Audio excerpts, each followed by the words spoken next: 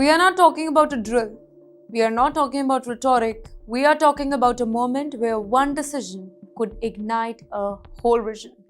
Whispers are getting louder, timelines are getting shorter. And the question now being asked in capitals across the world is extremely chilling. Is the US preparing for a direct strike on Iran within hours? Well, you're watching Times XP. It's me, Dhriti Yatri, and for weeks, tensions between Washington and Tehran have been climbing, quietly at first and then suddenly, dangerously. Now, reports suggest that something far more serious is being discussed behind the closed doors. Targeted strikes, precision operations, names, and not just locations. And yes, at the very top of that alleged list, Iran's most powerful man. Let me tell you what changed and why.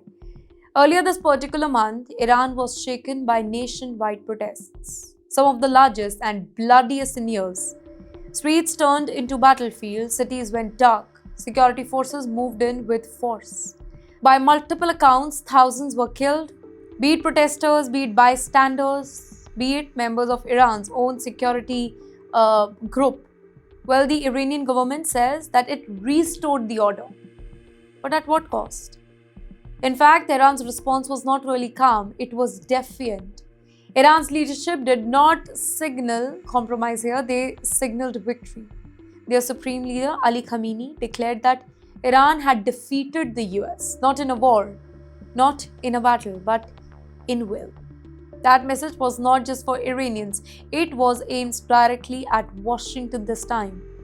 But yes, Washington also did not take this lightly. Inside the US political and security establishment, the mood reportedly shifted.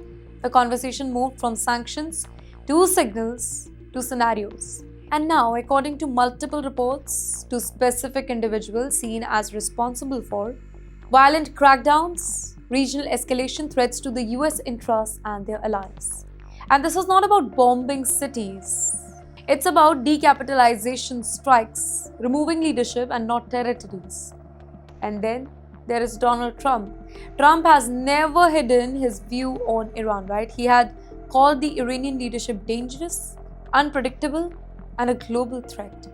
And this time, insiders say that the tone is colder, more surgical this time, more final.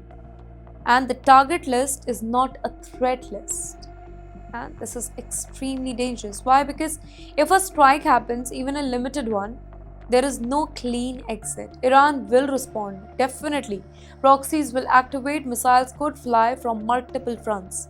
The Strait of Hormuz, Iran's border, US bases across the Middle East. Now, this would not stay contained.